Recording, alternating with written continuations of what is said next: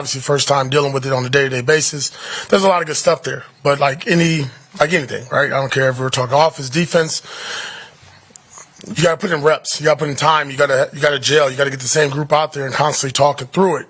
And I think Luke is doing a good job of it, right? I thought, even last week, regardless of the outcome, that game plan we had worked on for quite a bit of time. Now, execution didn't show up, and that's what we got to get better at. How much do you think that the offense will take that step 1 week to the next, since it's kind of working out the kinks still? I think every coach in the NFL talks about week 1 to week 2. You really want to see that jump. And I think for us, that's something we harped on all week, not just offensively, but the entire team, staff, coaching staff, myself as well, just making that improvement from week to week.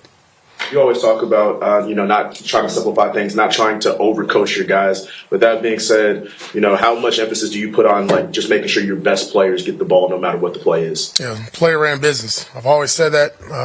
Said it the day I took over last year. I mean, we're good when our best players are playing really well, right? When Devontae Adams, Jacoby, Big Mike, Brock, Zamir, when our O-line is playing well, and I can go on and on and on. But when those guys are making plays, typically it's a good day for the Raiders. And that's what's going to come down to this game, right? We're going against one of the better teams in the National Football League, reigning MVP. I mean, all hands on deck and our best players got to show up. Is it too soon to expect Chason to potentially be elevated in play? Who's this? Chason. We'll see. I mean, 2 days in here, he's looked good, though. He's looked good so far. Just getting used to our system scheme, making sure he's in shape, ready to go. Don't want to put somebody out there if they're not, physically ready to do it or mentally.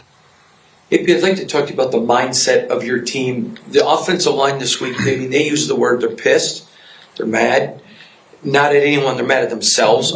As a coach, can you wish for anything more than guys that take the personal responsibility? Yeah, I mean, because again, it always starts with those guys up front, right? When we're a good offense, running the ball, throwing the ball, it starts with the O-line, protection, everything of that nature. Their mentality sets the tone. Their energy, their presence sets the tone. I think that's really critical, and they understood. They saw it. I mean, it was glaring what the issues were last week.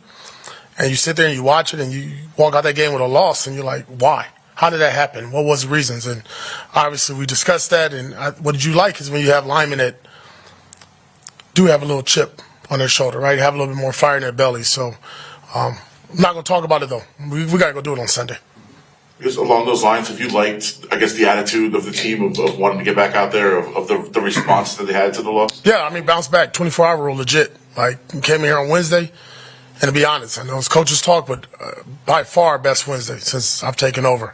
And this year, way better than it was the week before. It was physical. Guys got after it. We had to come indoors because of the smoke. But it was a lot of energy, the effort, the finish, the physicality, everything we want in a padded practice. So it's kind of a broader question. I don't know if you watched the game last night. Tua suffered another concussion. When you have players, not every player is different, but when somebody has a history of concussions, do you handle that any differently as a head coach? I'll be honest, I'll just tell him to retire. It's not worth it. It's not worth to play the game. I haven't witnessed anything like I've seen that's happened to him 3 times. Scary. You can see right away the players' faces on the field. You can see the sense of urgency from everybody to get Tua help. I just think at some point, he's going to live longer and he's going to play football. Take care of your family. AP, obviously you haven't played Lamar, but you played Michael. And as that Mike backer, how important is it Sunday for gap integrity with your defensive line? Yeah, we got to remind him each and every play. It's going to come from the headset from PG, myself on the sideline, and then Robert Spillane has to do a really good job each and every play emphasizing what we need to do, gap integrity, scheme-wise, our concepts. It's going to change. You can't give them the same picture every time, obviously. But just very cliched, you got to do your job, man. Like, this ain't a game where you run around the quarterback 10, 15 yards up the field. That's going to be bad ball. And we've talked about it. We talked about cage rushing, talked about gap integrity, pushing the pocket. I mean, there's a lot of success with Lamar at times when you do it the right way. Now, you're dealing with an elite athlete, and he's going to make plays, and we got to understand that. And we got to move on, right? He's going to bust a run. He's done it every game of his career.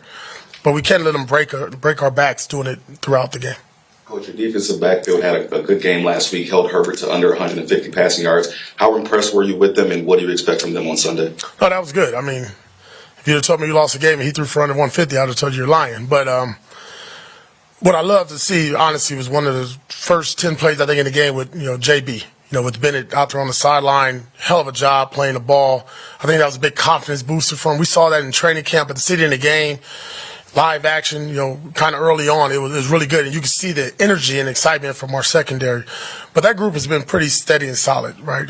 We obviously, there were some plays in the secondary from our safeties we wish we can have back. But, that group throughout this offseason and training camp preseason has been pretty consistent. But it's going to be another big challenge, right? It's week to week. I mean, you got two guys here that really run down the field. The vertical threat is real this week. And then us tackling in space, right? Like I just said, Lamar's going to get out there. He's going to make a play or two. We got to get him on the ground. You mentioned Ja'Cory Bennett having that, training camp and preseason looking really good. How much of a chip on his shoulder is he playing with right now? Yeah. I mean, think about it. He started the season off as a starter and didn't quite end that well for him. And you saw a lot change in just his mental makeup. I think, as a rookie, you think you can go in there and you can strap up everybody, right? And nobody's ever going to catch the ball on you. And that didn't quite happen for him. But what I saw is somebody each and every day work on ball drills, footwork, technique, have a short-term memory to play that position. They're going to catch the ball on you. Stop acting like you're not going to give up any catches. And I think for him as a young player, having a great offseason, and then again, like I said, that first play when he was challenged, stepping up, that's huge for his confidence going forward.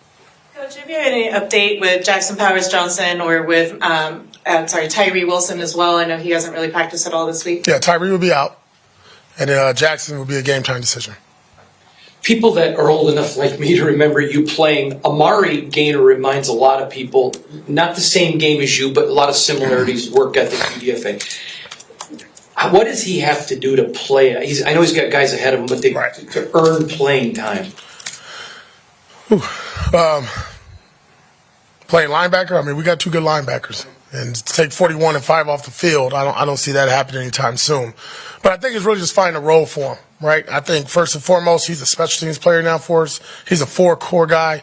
Making an impact there is really important. That's going to help change the field for us. And I think as the season goes on, you'll see it. I mean, there's moments where, upstairs we're like, okay, we can do this with him. But at the same time, I always worry about throwing a rookie in the fire too soon. And I think he needs to just get his feet underneath him, get grounded, get comfortable, make some plays on special teams, and then you'll see that translate on defense. While you're on the topic of rookie linebackers, Tommy Eichenberg has been a full participant in practice so far. Can you just talk about, getting him back on the field and what his role could potentially turn into? Yeah, excited about him. He'll be up this week. We'll be rolling with Tommy, 4-core special teams guy. Again, just like I said, get his feet wet on special teams, let him go out there and make plays. Hasn't played football in about a month now. Right, so we need to get out there and get his legs underneath him and get used to contact. And no better way to do it than on special teams. You mentioned Gardner Minshew. Sometimes when the play's there, you got to just go make the play. And there was a couple that looked like he could have taken some shots. Has that been an emphasis this week of if it's there, take it, let it rip? When you say shots, you talking about vertical or yeah, just there's a deeper shot, like 15, 20 yards. Listen, I'm all about it. We got Trey Tucker. I mean, we took one shot last week. Devontae wasn't good enough. Ball's out of bounds. But you saw in the preseason that—that's what we wanted to look like, and that needs to show up Saturday or Sunday. You've addressed the 4th down decision several times this week, but just going forward, are you comfortable with where the communication is in terms of everybody being on the same page and discussing those kind of things in a quick manner and making the decision on the field? Yeah, we do that.